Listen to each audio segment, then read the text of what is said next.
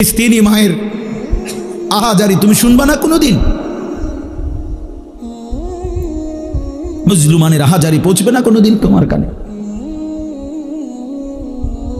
এজন্য দোস্ত আমার, বন্ধু আমার, ওয়ালিতুকাব্বিরুল্লাহ আলা মা হাদাকুম, আল্লাহ বলেন আমি দিয়েছিলাম রোজা, তুমি যেহেতু কদর করছো এবার তুমি তাকবীর বলো, আমার শ্রেষ্ঠত্ব বলো ঈদের দিনে।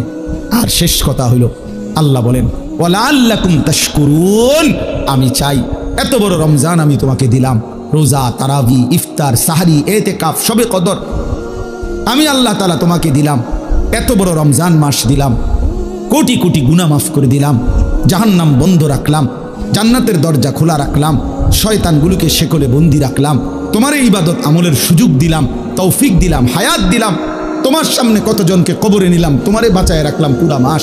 অতএব তোমার কাছে আমার চাওয়া তুমি আমি আল্লাহর শুকর আদায় করো।